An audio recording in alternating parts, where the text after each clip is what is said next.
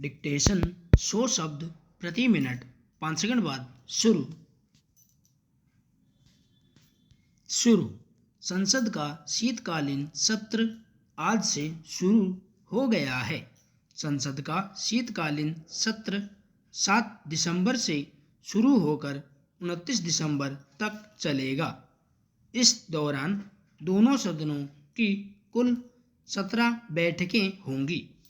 PM Modi ने इस सत्र के शुरू होने से लेकर संसद में क्या क्या कहा। संसद की शीतकालीन सत्र शुरू होने से पहले पीएम मोदी ने मीडिया से बातचीत की। इस दौरान उन्होंने कहा कि देश को G20 का अवसर मिला है। दुनिया को भारत से अपेक्षाएं बढ़ी हैं। भारत वैश्विक मंच पर अपनी भागीदारी को बढ़ा रहा है। पीएम मोदी ने कहा कि आज शीतकालीन सत्र का पहला दिन है और ये सत्र काफ़ी महत्वपूर्ण है। उन्होंने कहा कि हम 15 अगस्त के पहले मिले थे। 15 अगस्त को आज़ादी का अमृत महोत्सव पूरा हुआ और हम अमृत काल में आगे बढ़ रहे हैं।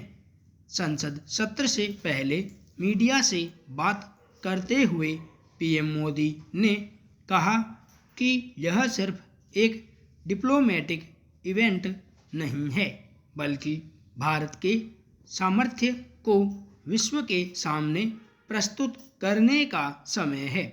भारत को G20 की मेजबानी मिलने पर पीएम मोदी ने कहा कि जिस प्रकार से भारत से अपेक्षाएं बढ़ी हैं और जिस प्रकार से भारत वैश्विक मंच पर अपनी भागीदारी बढ़ाता जा रहा है, ऐसे समय में G20 की मेजबानी भारत को मिलना एक बहुत बड़ा अवसर है। मीडिया से बात करते हुए पीएम मोदी ने पार्टी के नेताओं से आग्रह किया कि पहली बार सदन में आए नए सांसदों के उज्जवल भविष्य और लोकतंत्र की भावी पीढ़ी को तैयार करने के लिए उन्हें ज़्यादा से ज़्यादा चर्चा करने का अवसर प्रदान किया जाए। पीएम मोदी ने उम्मीद जताते हुए कहा कि सभी राजनीतिक दल चर्चा को आगे बढ़ाएंगे और अपने विचारों से निर्णयों को नई ताकत देंगे। पीएम मोदी ने शीतकालीन सत्र के एजेंडे पर बात करते हुए कहा कि इस सत्र में देश को विकास की नई ऊंचाइयों पर ले जाने के लिए वर्तमान वैश्विक परिस्थितियों में भारत को आगे बढ़ाने के नए अवसरों को ध्यान में रखते हुए कई महत्वपूर्ण निर्णय करने का प्रयास किया जाएगा। पीएम मोदी ने संसद में शोर शराबे को लेकर भी अपनी बात रखी और कहा कि मेरी सभी सांसदों से जब भी अनौपचारिक मुलाकातें हुई हैं, वे कहते हैं कि सदन में शोर शराबे के बाद सदन स्थगित हो जाता है, जिसमें हम सांसदों का बहुत नुकसान होता है। युवा सांसदों का कहना है कि सदन न चलने के कारण हम जो सीखना चाहते हैं वो सीख नहीं पाते हैं। सदन का चलना बेहद ज़रूरी है। राज्यसभा के अध्यक्ष की तारीफ करते हुए पीएम मोदी ने कहा कि आज पहली बार हमारे उपराष्ट्रपति राज्यसभा अध्यक्ष के रूप में अपना कार्यकाल शुरू करेंगे। हमारे उपराष्ट्रपति किसान पुत्र हैं और उन्होंने सैनिक स्कूल में पढ़ाई की है।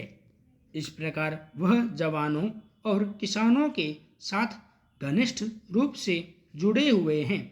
मैं इस सदन के साथ साथ राष्ट्र की ओर से सभापति को बधाई देता हूँ। आप संघर्षों के बीच जीवन में आगे बढ़ते हुए इस मुकाम पर पहुँचे हैं। यह देश के कई लोगों के लिए प्रेरणा है। आप सदन में इस महती पद की शोभा बढ़ा रहे हैं। राज्यसभा में विपक्ष के नेता ने भी राज्यसभा के अध्यक्ष की तारीफ की और कहा कि आप भूमि पुत्र हैं। संसदीय परंपराओं को आप बखूबी समझते हैं। राजस्थान विधानसभा और पश्चिमी बंगाल में राज्यपाल रहे हैं। पढ़ने लिखने में आपकी रुचि है। आपकी रूपरेखा बेहद बड़ी है। उन्होंने कहा कि राज्यसभा के संरक्षक के रूप में आपकी भूमिका बाकी भूमिकाओं से काफ़ी बड़ी है। आप जिस आसन पर बैठे हैं उस पर कई गणमान्य लोग बैठ चुके हैं।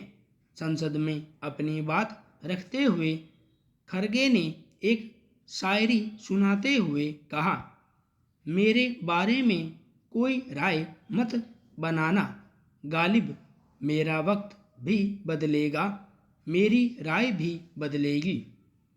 भाजपा नेता ने मुख्यमंत्री के चंद्रशेखर राव पर सभी राजनीतिक दलों के प्रमुखों और मुख्यमंत्रियों की प्रतिष्ठित बैठक में भारत के G20 राष्ट्रों के प्रमुख के रूप में चुने जाने पर विचार जानने के लिए अनुपस्थित रहने पर भी निशाना साधा। संजय ने पीएम से पूछा, क्षुद्र राजनीतिक कारणों की वजह से वह बैठक से दूर रहे। संजय कुमार ने तेलंगाना सरकार से मांग की थी कि कम से कम एक हफ्ते के लिए अप्रैल में BR अम्बेडकर का जन्मदिन मनाना चाहिए।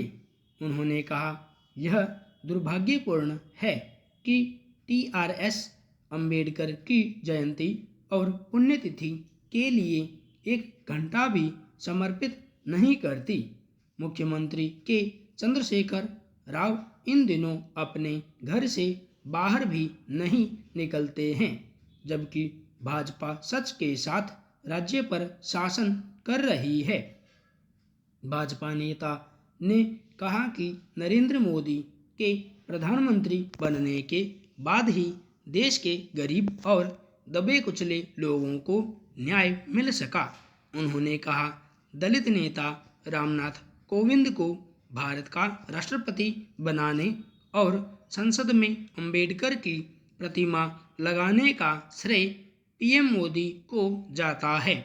संजय ने आगे बताया कि पीएम मोदी ने 12 दलित सांसदों को केंद्रीय मंत्रिमंडल में शामिल किया और कई अनुसूचित जातियों को राज्यपाल और मुख्यमंत्री नियुक्त किया। ममता बनर्जी ने कहा कि वे स्पेशल हैं, खास होने के कारण हैं।